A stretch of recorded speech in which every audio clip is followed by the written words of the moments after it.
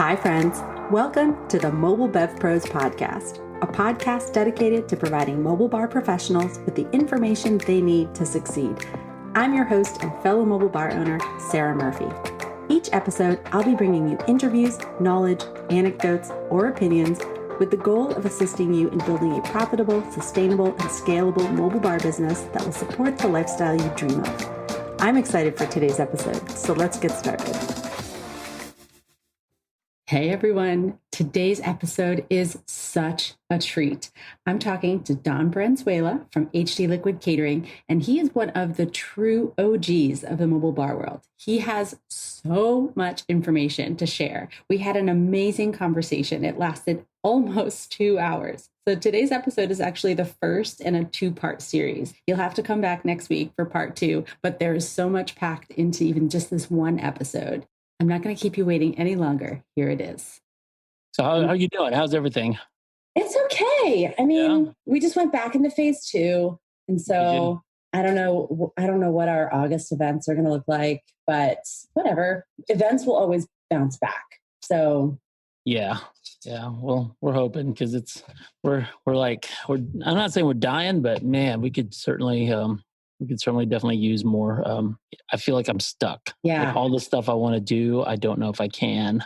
And so just moving forward on everything. And so, Well, the one thing that I know is going to be fine is you, Don, because you, not only are you an OG, but you hustle on a whole different level. I was literally just talking to my husband because he's like, you have a podcast tonight? I was like, yeah, I open up one night a week just in case people have, like our industry, kind of night owls anyways. And I appreciate that, by the way, because I saw like your time slots and then I saw the 9 p.m. It's like, yes.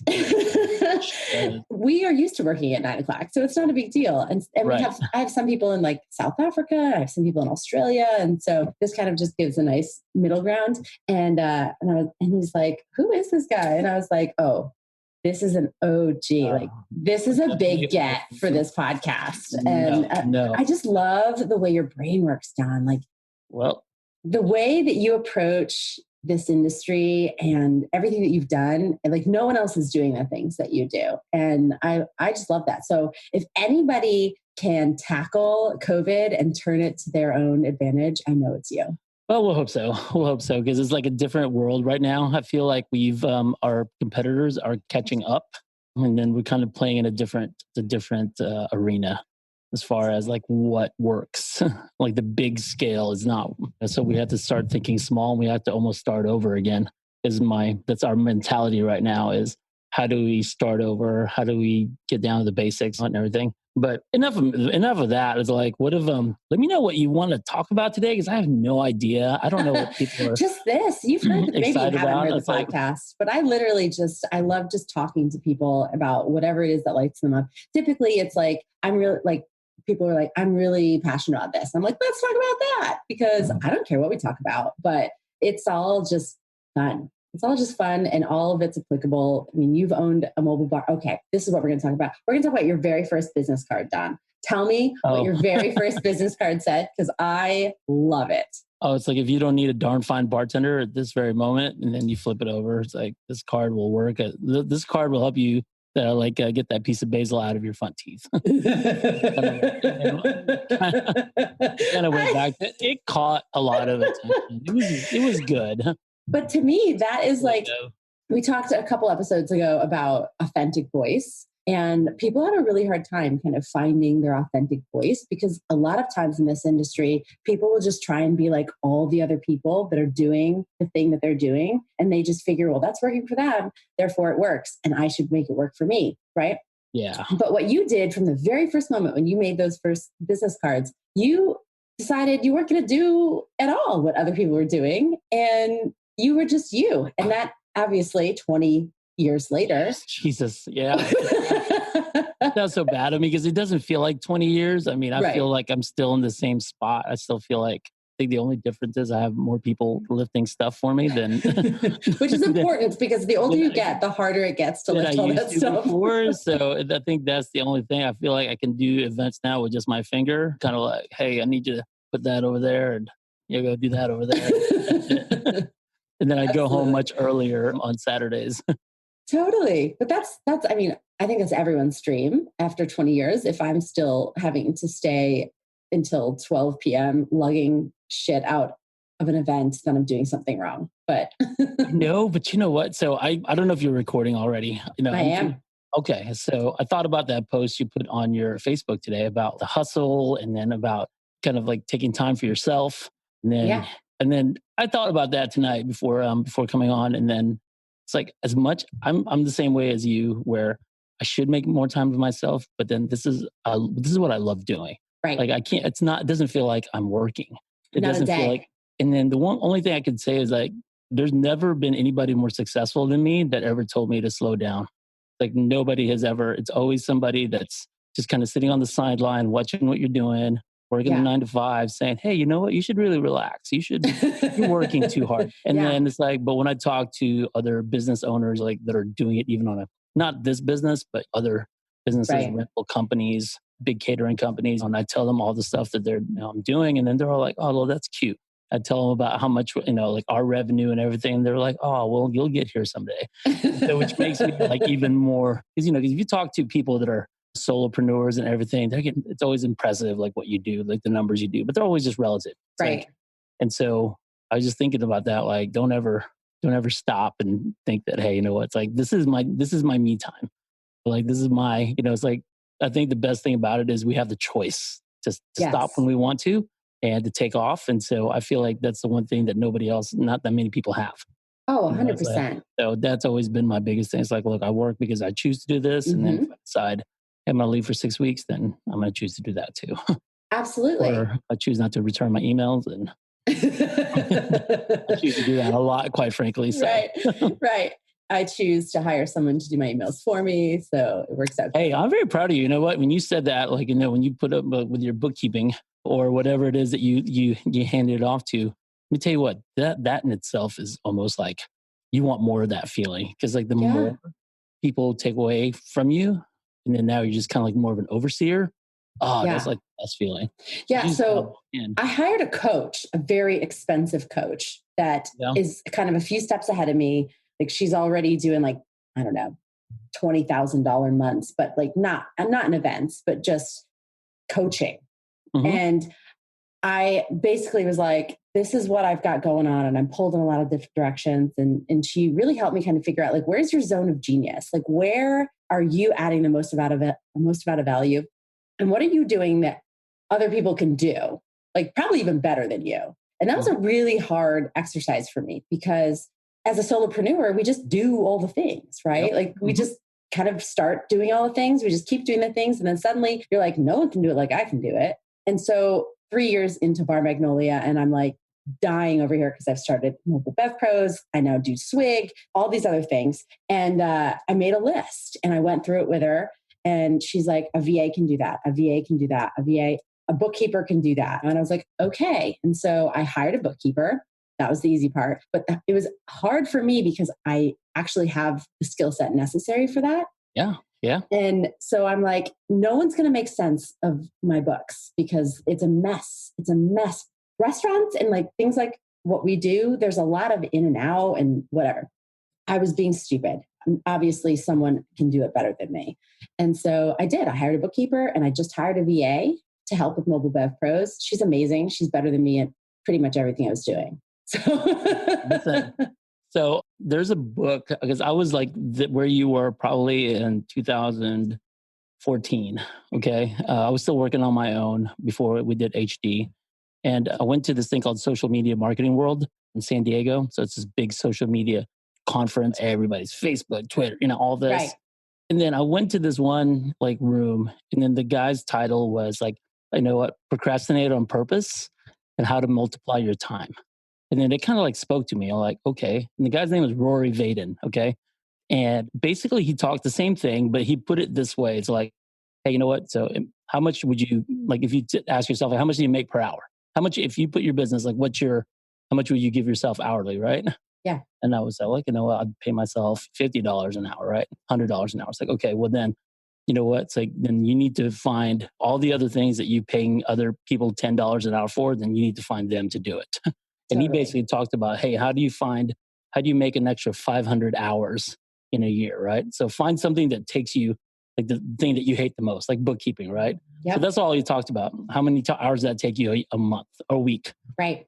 4, and then 16 per month times, let's just say, times 12, it's almost like 175 hours. If you hired somebody and then trained them even just for 20 hours to do it, the next thing you know, you just literally cleared the books for that many hours in your year to do more stuff. And so, I mean, it's the same basic thing, but that's the thing that spoke to me. And I was like, yeah, okay, I can do that. Yeah. We started off. Conceptually, it's like, obviously, but then when you're in it, it's so easy just to keep going and just keep doing it. That was the hardest thing. It seriously is trying to, like, especially watching somebody struggle at first, doing like the small stuff, like, but you almost have to be patient and know that, hey, this is a bigger purpose. And then finally after that, we just kind of like started hiring more people and then coming up with systems. And that was like my most fun thing right now, like in this business, is just coming up with systems, process and systems. And every time something goes wrong, it's probably going to be like, well, we don't have a system for that. Totally. And I feel like everybody here in the office, every time I always say system, they're always like, oh, okay, yeah. God, for every time I say something, it's like, well, because it isn't. And the stuff that's working well, I mean, there's a lot, like right now, our biggest thing is decor. Okay. It sounds so simple, but it's not, because we're always scrambling around before every open house, before every marketing event, before every event, as far as like, what are we going to use to decorate now normally for everybody, hey, you know what, 1 or 2 events, that's cool, you have it, right? But then how do you do it for like 20 events on a Saturday night? Right. And how do you decorate each one to look nice? And so we're kind of working on a system where basically we're creating boxes.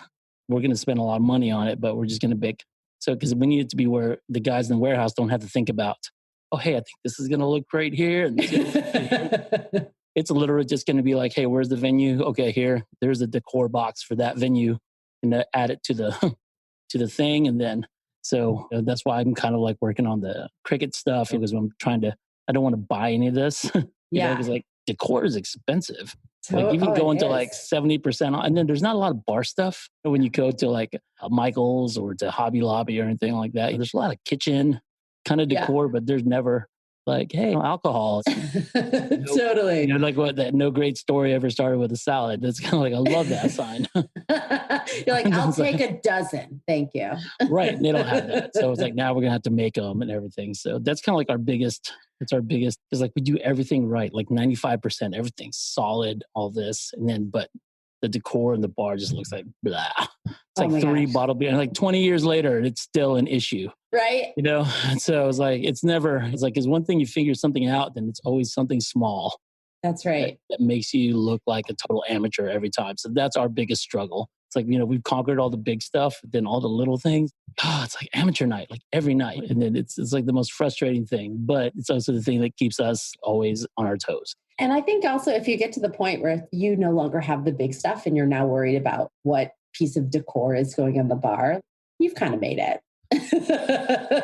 Yeah, but then, man, I tell you what, it's one of those things, so it's like, you got to be able to tackle the little things, because that's the thing that that's what they see. Mm-hmm. And nobody's impressed, but we never want to we never tell clients or venues like, hey, by the way, sorry, we don't have this, we have 20 events tonight. Right. Absolutely. Nobody's impressed by that. No. And so you can't use your busyness as an excuse. Right. So you just almost have to say, hey, how do we just make it better? Like, what kind of system can we put in here so that this doesn't happen again? One of the concepts that I go over with my coaching clients when they get to kind of that overwhelm stage is the rule of 3: automate, delegate, eliminate. Yep. Right? Like, what are the things that you can, because a lot of the things, and Don, you probably could make a very long list in the last 20 years of the things that you thought were super important, you spent time on, you effort on, and nobody gave a shit. Yeah. Like, those are the eliminate things. But every day. we think they're important, and then nobody cares. Right. So to be honest with you right now, like our biggest thing is our cocktails, right? Look, I know how super important cocktails are to us. Mm-hmm. How we have to make it so good and so fresh and everything. But then, man, all the time you take to do it. And then at the end of the day, you know what? I just did one. We just put one real quick. I'm not as intricate in making cocktails as Heather is. So mine is just almost very like, hey, what is it? What color does it need to be? You know? what the bridesmaid's dress is. Right, exactly. And for me, cocktail, like craft cocktails and signature cocktails is really all about just taking something that already tastes good and then giving it a better name, putting it in a different glass and then putting in a better garnish. Boom. Nothing different. And I was like, you can have a Cape Cod, call it something different, put it in a really sweet looking glass, put some really cool stuff coming out of it, and everybody's going to go flip out over it. Right. So that's how I like to do it. And because at the end of the day, it's all about what they see, everything like that. But the Heather takes a lot more. And I just we have this like back and forth all the time of like, you know what, they're not really going to care. I was like, as much as we think they do.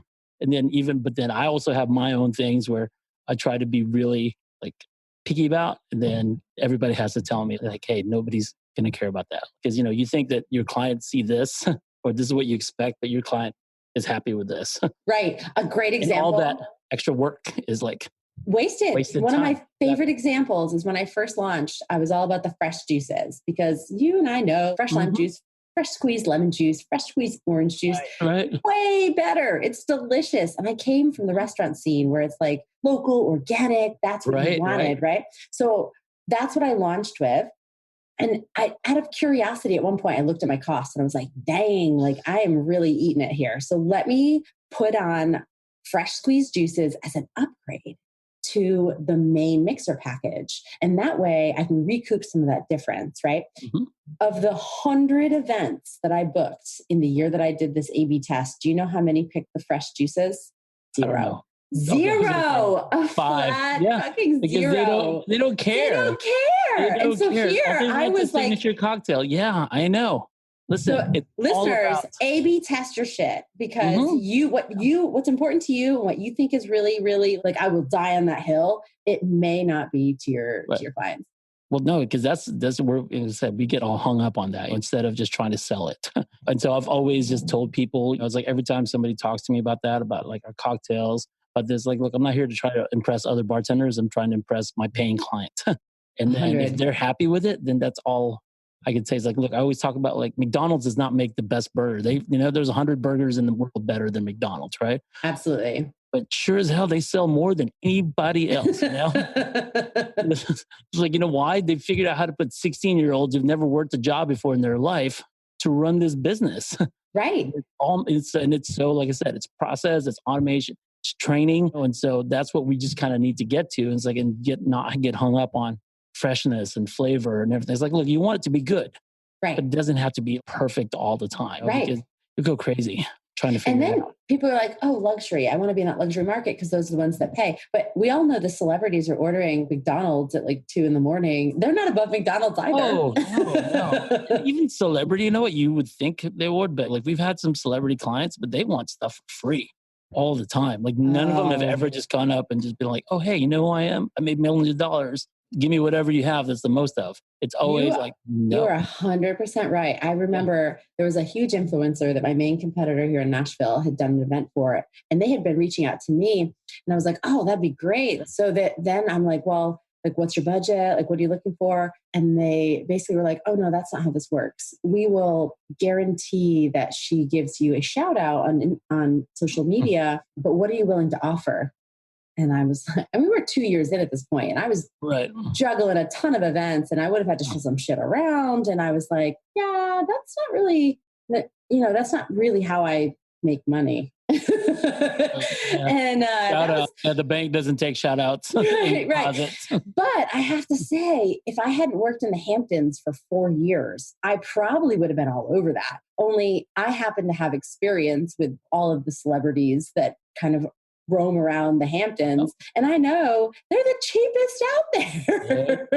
And then sometimes they're not even the ones putting it together. It's other people. They're just showing up, but then they're using whoever it is, influencers, event planners, whatnot. They're the ones just basically using their name to get all this stuff for free. And then I see a lot of people jumping on stuff like that. It's like, I mean, we put our money into networking groups. Like that's our number one thing. It's like when we sponsored bars for all the big galas, everything like that, because we need to keep our name on top. It's like, that's where our marketing dollars go. It's like, yes, bridal shows. I know there's always a lot of talk on Mobile Bed Pros. Let's talk about bridal shows, Don, because you are the king of bridal shows. And anytime anyone's like, should I do bridal shows? Are they worth the money? I'm always like, I never thought so. But then I met Don, and Don, he's a hustler at bridal shows, and he doesn't give a crap about the brides. No, it's like you do, but you know what? But you do. We were doing it so wrong. So I'll tell you what. So like the first time, I know what, when you do a bridal show, you're always like trying to be that hustle guy. And they're like, hey, you need this, you need this, you need this. And then I would work it just by myself, or just have, because try to save money because I've already spent like $800, $900 on this show. So I can't even. And then, but it never worked. And so what's really cool is the lady that runs the bridal show company here, she actually, like, for all her bridal show people, she offers free classes on how to succeed in her shows. That's awesome. So she tells you, like, this is what you need to do. This is what you need to do. And I took that class twice. In case you missed something. Yeah. And then, there's like a bunch of us, 4, 5, 7 of us, just kind of sitting in her room, in her office, just sitting on the floor. And she's just talking like, this is how it works. And so finally we decided, all right, we're going to spend this much money already. Let's hire people to work it. And then let me have free time to network on the floor. I mean, because depending on how many people there are, look, I mean, here in Dallas, obviously it's a bigger market. So you can have anywhere from 200 to 300 different vendors. And it's a 2-day. It's a 2-day. So all I do is literally just go around, stopping by, saying hi, doing little micro visits every time. And I walk that floor for 2 days straight now. It's like, I don't stop by my booth. And then you kind of like, and then you can't look at it like, hey, is this one a good show? You have to go look at it for a whole year. So if there's 4 shows, that charge you $800, like, look at, you're spending $3,200. That's your marketing budget. So you don't have to think about, oh, hey, this is going to be the good time to do it. It's like, because if we've seen it before, we missed a show once and we saw a dip in our bookings, Really? because because when we go there, we work on, so my goal is to go over there and find new venues, because that's where new venues always end up. They're always looking for vendors. They're always looking for this. And my first question is always, hey, do you have an open house coming up? You should really do one. Now try to like give them some pointers, do this. And then finally it's like, hey, if you'd like, I just say, hey, if you'd like, I would love to offer alcohol for your, and then they're like, yeah, please do. Because once you get into an open house, now you're in front of brides right there. Right. Book. So the money is you're spending money on the bridal show, but it's a free open house.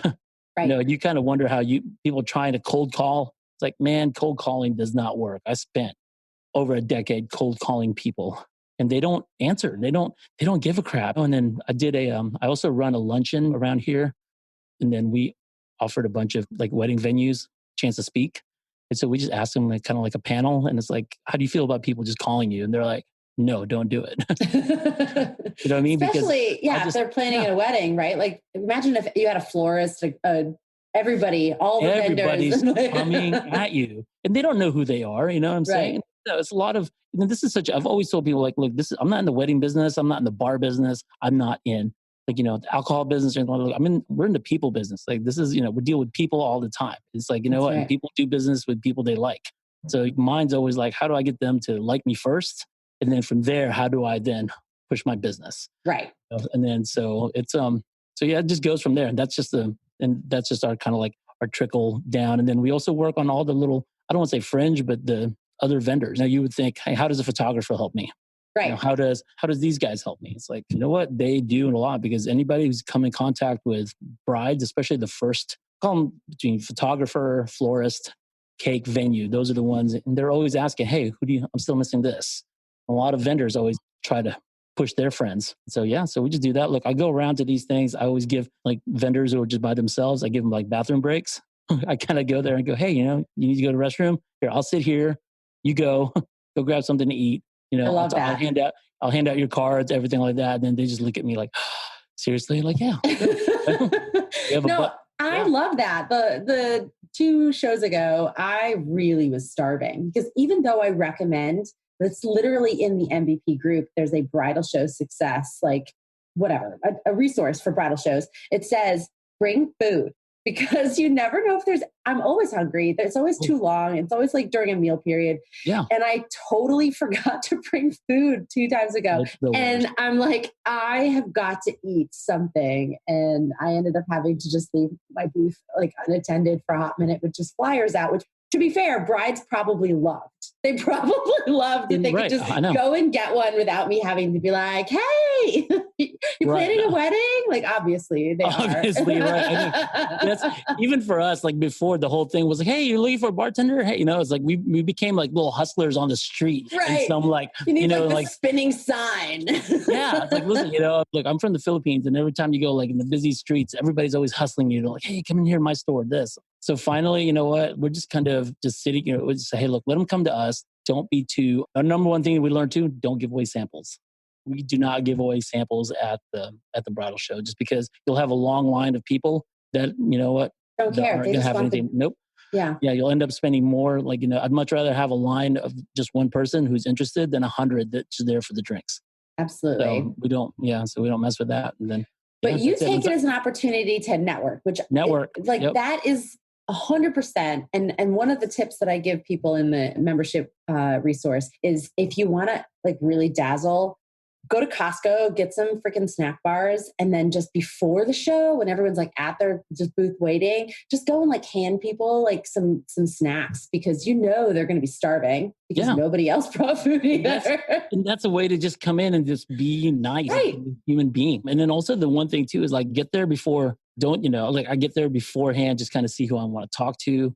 And then afterwards, don't catch them. And then I'm really good at breaking off, talking to them, doing it. And as soon as a potential client comes up, I know how to break it. Yeah. I don't sit there and take their time. And I'm like, okay. Awkwardly waiting on the side, being like, I'll wait. Right. Then they hate you. Right. Because it's a weird dynamic at that point. For sure. Yeah. But then, but they want somebody to talk to. And you always want to just offer kind of like value. It's like my one story about the bridal show, which is like, this is why this is so important to us, is we do networking outside. Thank God, like here in Dallas-Fort Worth, there's so many networking opportunities just outside of bridal shows.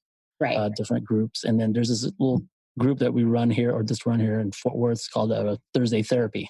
And it's just an evening. It's a free thing. Nobody has to join. And, we provide alcohol for it. And there's a lady that I met. She was a caterer. We exchanged numbers. We tried to meet up for lunch sometime. It didn't really work out. And so, but we still kept in contact.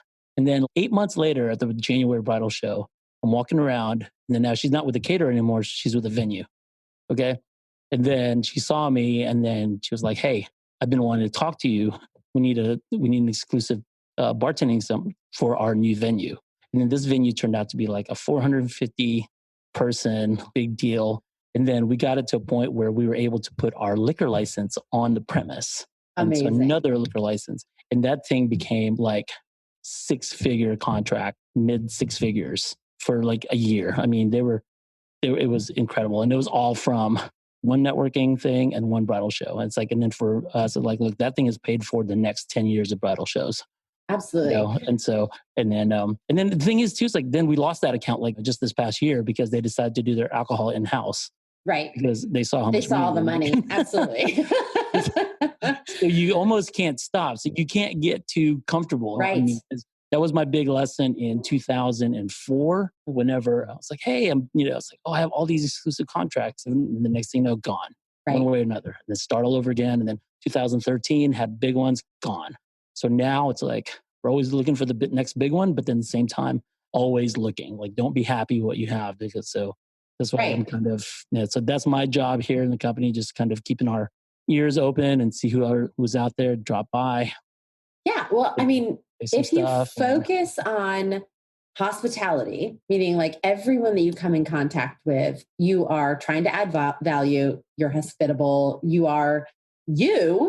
then you'll stick in their mind, and they never even know. They just like, oh, that's Don with HD Catering. He's amazing. I don't have a need for him right now, but then they may 3 years from now be in a position where suddenly they're like, I need a bartender, or I need an exclusive contract, or whatever. Right. And they know they can trust you. You've built yourself a reputation. You're always around. So you're always front of mind, right? Yep. That's our number one thing. It's like, we can't, anything they ask us to do, we kind of do it, like style shoots. I mean, we will jump on them in a heartbeat. Because style shoots, I'll tell you what, that's the best free networking you can do. And to top it off, it's the best way to get to know vendors on a really personal level. Because first of all, I hate style shoots. Okay. I hate the planners that put them together because they're never on time. It's never what they want. I hate photographers. It's like, I'm always like in a bad mood. It's like, why they want me to do this?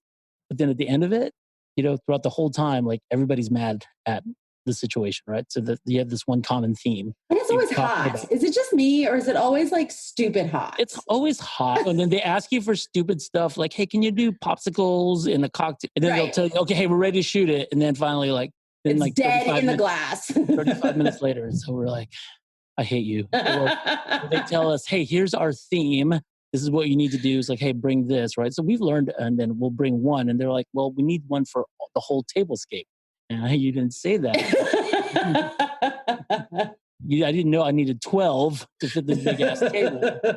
You just told me to bring some nice tropical looking cocktails. And so now we've learned what to ask. It's like, what are you shooting it for?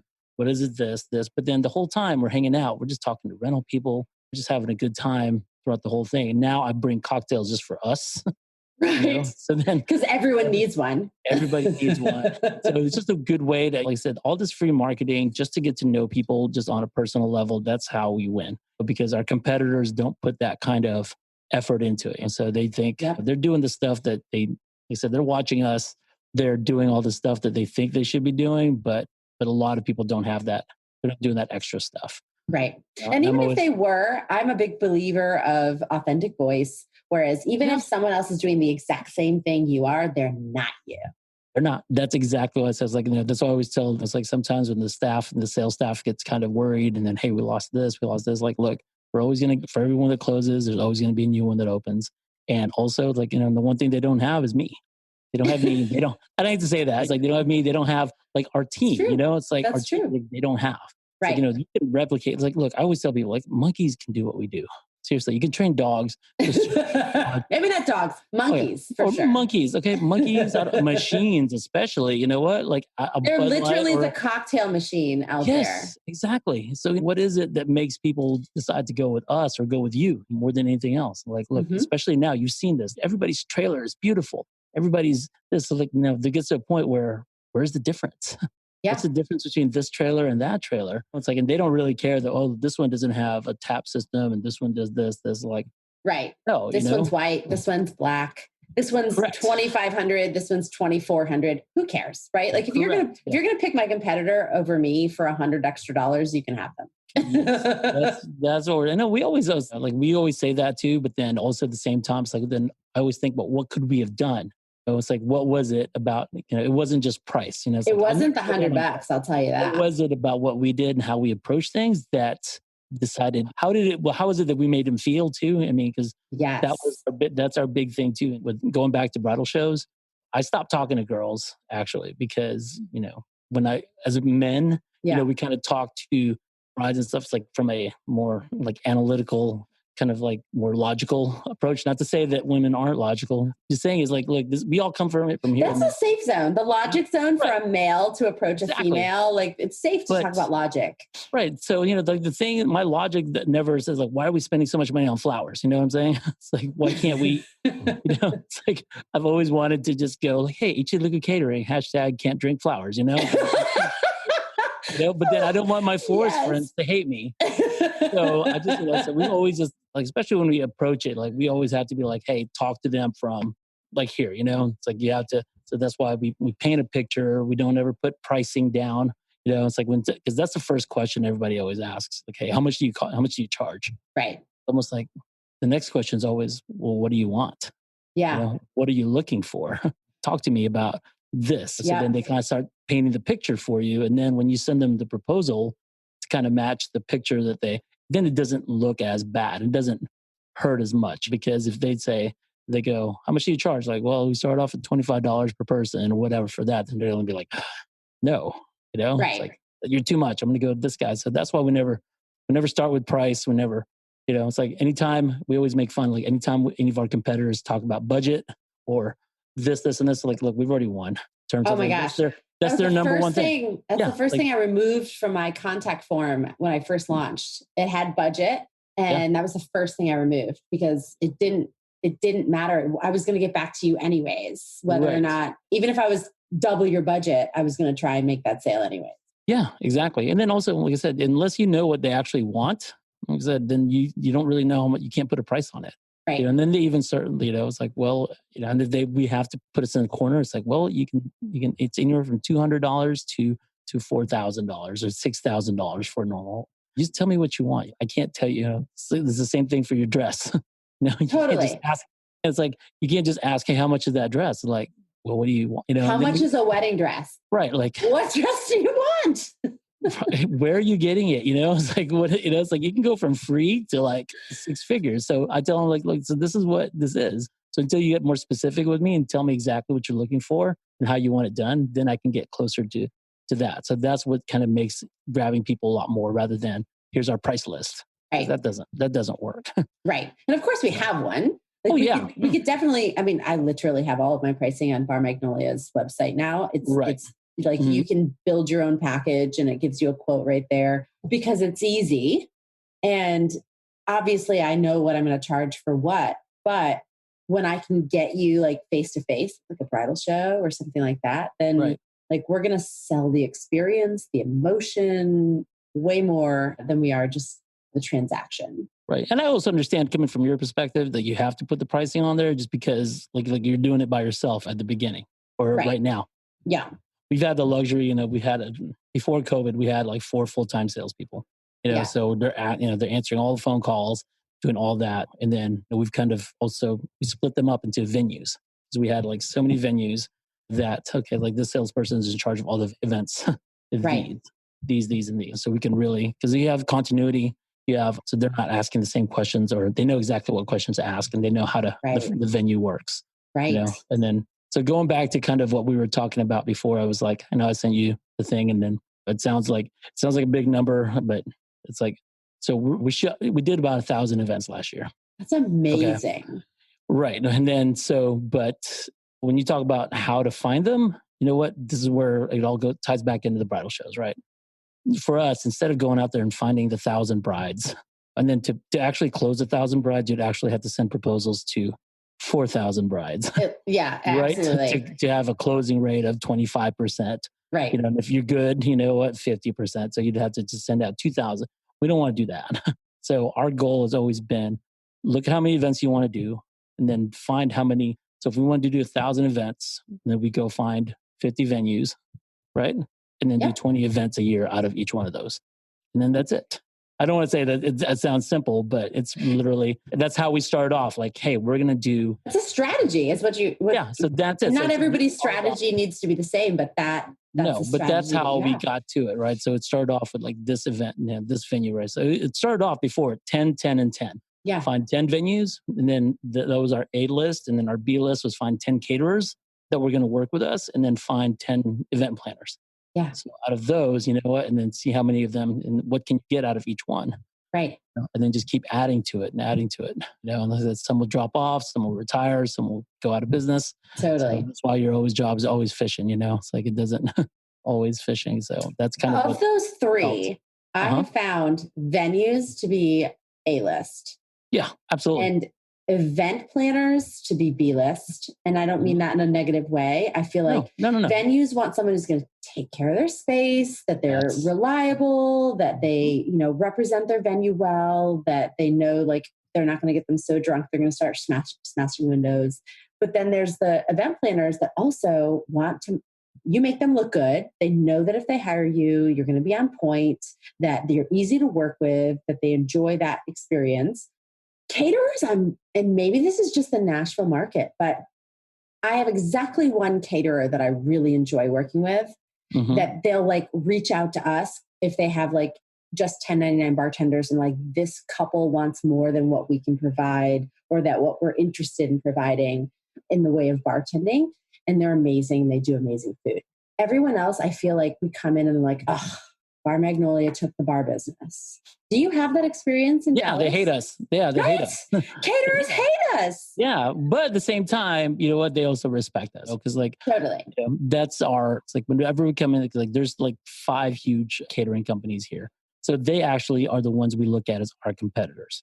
Okay, I don't look at the other bartending companies as our competitors because we're doing stuff like next level stuff that the caterers are doing. You know, so we're going after their clients because their clients are the more big money clients. And so anytime we can get into a venue and the venue says, hey, look, it's great that you do this, but HD is going to be one doing, we're the ones, because like you hit it right on the nose. Like we push to the venues that, hey, we're here to take care of you. We're here to represent you, you know, because the venues think to the venue, like anytime anything goes wrong, the client never thinks about, or the guests never think about, hey, it's HD or is this, and this. They always think, hey, that's the venue. If the food's bad, even though the venue doesn't serve food, they're going to think that the venue is the one that created the food. Right.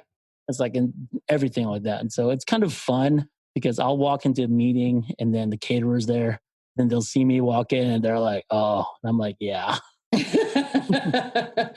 And really, you know, it's like, again, I come from the restaurant industry. And so back of the house, front of the house has always had this lovely tug of war. And so the chef, obviously, and then the bartender, right? So like we've always been teams as in the restaurant. So like I come in and I'm like, hey, chef, maybe we should like build the menu together. But then it's like, we wanted that business. Like we wanted the bar business, but it's such a small portion of what they do. Like they're literally just 1099ing some people that can mix and pour, right? That's their thing, the pour and the mix. And people are going to think we are part of them. So you'd think they'd light up and like, oh, because most times it's caterer and bartenders, but so no. I'll tell you one thing. So the one like insight I got from the caterers around here is that the reason why they want the bar is because that's the thing that they discount the most. Because if they're getting $35, $40 per person so they use the bar as a sweetener to get the deal. Do you understand what I'm saying? So it's like, they don't care. Like, yeah, the beer is like, you know what? Because you can do beer at this price. And I was like, look, you're paying 98 cents for a Bud Light. You know what? So even if you break even on the bar, they won the catering. The food. Yeah. Right. So that's how they all treat it here. But that's also why the venues hate caterers doing it sometimes, because they don't treat the bar the same way we do it. They don't, because it's not a guarantee every time. No, so it's a throwaway for them. It's a throwaway, and that's how they treat it. And so caterers, if you're listening to this, which I know you're not, if you are, and you really want to do yourselves a favor, stop treating the bar like a throwaway, because people are drinking all night. They're only eating for a hot fucking hour. Look, we're there. Like we're the first ones they're looking for, and then we're the last ones that they touch. I mean, it's horrible. You know what I'm saying? It's like in terms of like the caterers. You know, that's what we said. They get the bartenders. They're not. But so I use that I use that in our advantage a little bit. So I go after caterers that don't have liquor licenses but are pretty big, and then I talk to them. Say, hey, you should work with me. You know, because what's happening is you're losing business to X caterer. You know, like one of the big 5. So how about we work together? You know what? It's like I tell them to sell my services as theirs. Yeah. You know, so you white label. Yeah. White label it. No, it's like, I don't care how much you but here's my bottom line. This is all you need to give me. You know, it's like, look, the venue already trusts us. Right. So go out there and compete with these guys instead of saying, well, no, we don't do alcohol. Then they're going to go to the next one. Right. Because like right now, especially now, we're finding out more people. Everybody's like, I hate one-stop shops. Okay. But people are starting to look for that. Now. You know, anytime you could be a convenient, because it's also a service more than anything, is if you can help them, like, hey, there's one less thing you have to do. Which was kind of, I mean, at least for Bar Magnolia, that's kind of like literally our mission, to make great event bars easy. We're a one-stop shop. Like we'll handle as much or as little of the beverages as you want, right? Correct. And so that's because we know brides are already overwhelmed, event planners overwhelmed with all the planning, and they know if they hire Bar Magnolia, that's one thing they don't have to worry about is the bar. They don't have to lug around alcohol. They don't have to worry about whether the bartender is going to show up smelling like smoke or half drunk. Like they don't have to worry about that. And so one-stop shops, if done correctly, are very attractive. Very. Works against us a little bit, unless you can get in as the bar side of that one-stop shop. Yeah. So that's all we're doing. And so, you know, and then the next thing that we're trying to figure out now is like, you know, how do we Oop, and I'm going to stop him right there. If you want to hear what Don is working on next in his business, you'll have to tune in next week for the remaining 45 minutes of this epic interview. There's some really great stuff here. You will not want to miss it. And that wraps up today's episode. I hope it was valuable. I would love to hear from you what you thought. You can drop me a line at hello@mobilebevpros.com or find me on Instagram at mobilebevpros. If you're looking for more valuable mobile bar related content, we have a website full of it. You can find us at www.mobilebevpros.com. And I'd love to see you in our Facebook community, also by the name of, you guessed it, Mobile Bev Pros. Thank you for joining me today. And until next time, cheers.